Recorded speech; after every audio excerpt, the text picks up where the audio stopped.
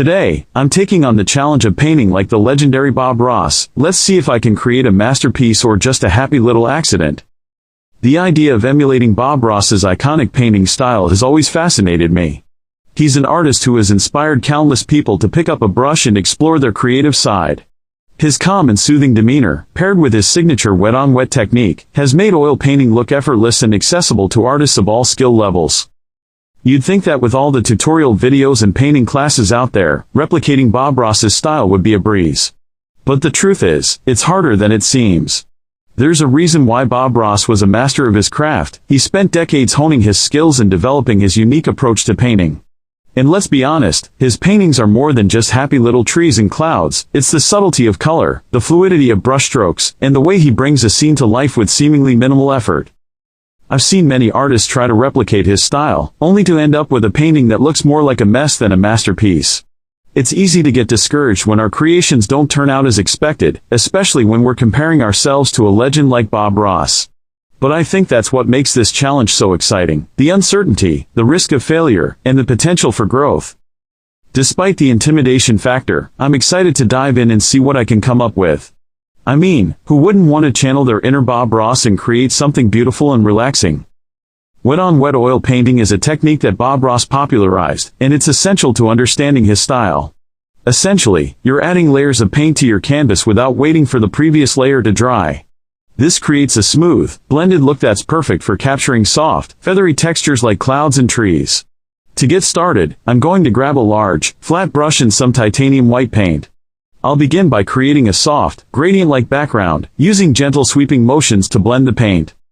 Next, I'll add some happy little trees using a smaller round brush and a mix of phthalo green and yellow ochre. I'll focus on creating soft, wispy branches that seem to dance across the canvas. Remember, the key to Bob Ross's style is subtlety, so I'll try to avoid bold, harsh strokes and instead opt for gentle, whispery movements. Now it's time to add some final details, like a few wispy clouds and a subtle horizon line. I'll use a small, pointed brush to add some delicate touches, making sure to blend the colors carefully to avoid any harsh lines. Let's take a look at it side by side with a classic Bob Ross painting. Well, I think it's safe to say that I've got a lot to learn. But you know what?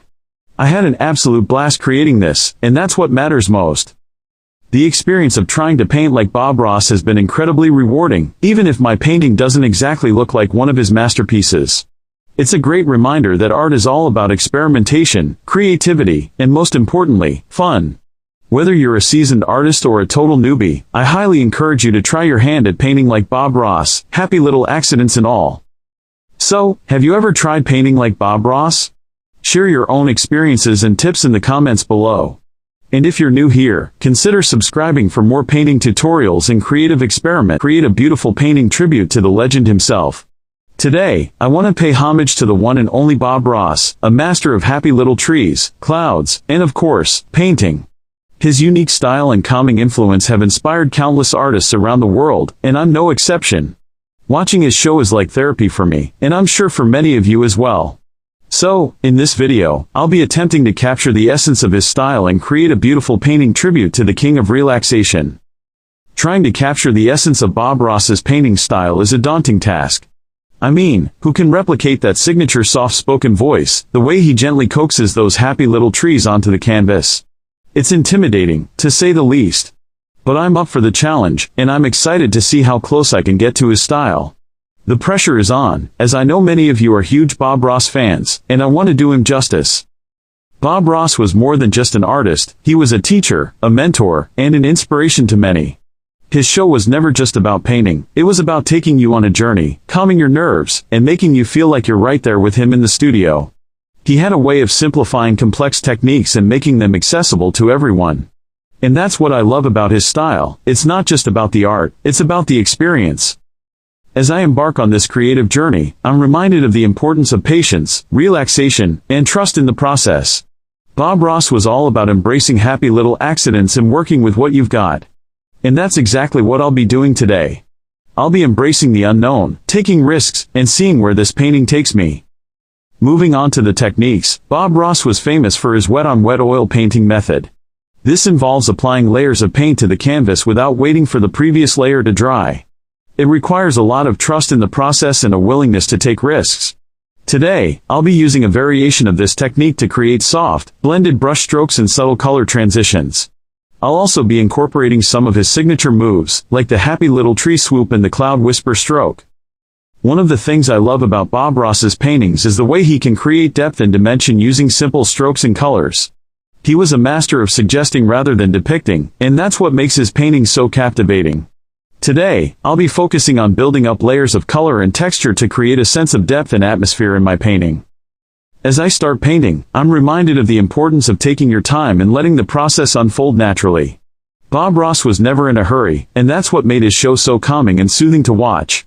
He'd take his time, chatting about the importance of happy little accidents and the joys of painting.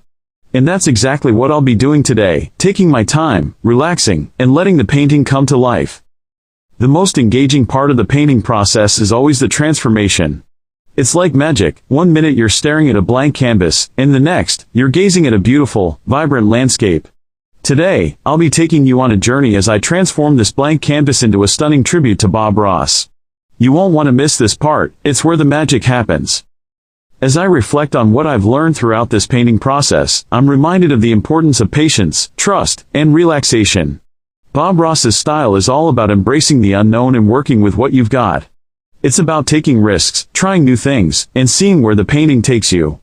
And that's exactly what I've done today. I've taken risks, tried new techniques, and let the painting unfold naturally.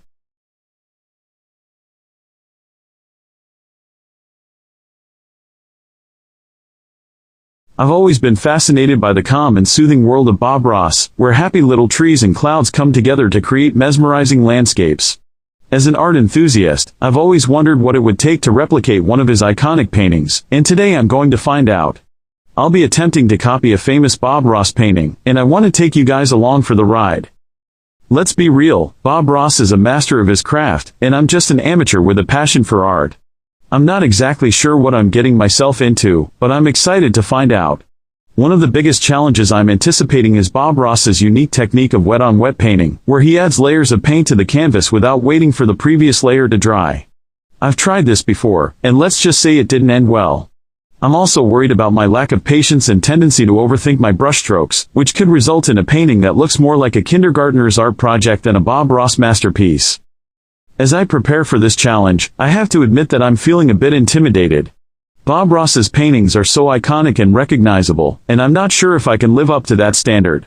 What if my painting looks nothing like the original? What if I fail miserably and end up with a hot mess on my hands? I'm trying to push these thoughts aside and focus on the process, but it's hard not to feel a little nervous. Despite my doubts, I'm determined to see this through and learn as much as I can from the experience. I'm excited to experiment with different techniques and materials, and I'm hoping that by the end of this, I'll have a better understanding of what makes Bob Ross's paintings so special. I've gathered all my materials, including a fresh canvas, paints, and some happy little brushes. I've set up my workspace to mimic Bob Ross's, complete with a little easel and a cup of water. I've chosen the painting I want to replicate. It's one of Bob Ross's most iconic landscapes, with rolling hills and towering mountains. I'm taking a deep breath and diving in, step by step, following Bob Ross's instructions to the letter. The first step is to create the sky, using a wet-on-wet technique to blend the colors together. I'm trying to be gentle and soft with my brushstrokes, just like Bob Ross, but it's harder than it looks. The paint is already starting to pool on the canvas, and I'm worried that I'm doing it all wrong. I'm taking a deep breath and moving on to the next step, adding some trees to the landscape. As I continue to work on the painting, I'm struck by how meditative the process is. I'm getting lost in the rhythm of the brushstrokes, the swish of the paint across the canvas. It's almost therapeutic, and I can see why Bob Ross's paintings are so calming. The final step is to add some finishing touches, including some highlights and shadows. I'm feeling a sense of excitement and trepidation as I put down my brush and take a step back to admire my handiwork. And now, the moment of truth. How does my painting compare to Bob Ross's original? I have to say, I'm surprised by how similar they look. Of course, mine is no masterpiece, but I think I've managed to capture the essence of Bob Ross's style. The colors are vibrant, the brush strokes are bold, and the whole thing has a certain je ne sais quoi that I didn't expect to achieve. As I reflect on this experience, I'm struck by how much I learned about Bob Ross's artistry and my own skills. I realized that it's not just about the materials or the techniques, it's about the mindset and the approach. Bob Ross's paintings are all about embracing imperfection and having fun, and I think that's something we can all learn from. Thanks for watching, guys. If you have any thoughts or comments, please leave them below. Have you ever tried to replicate a Bob Ross painting? Share your experiences with me. And if you want to see more art challenges, be sure to check out my next video.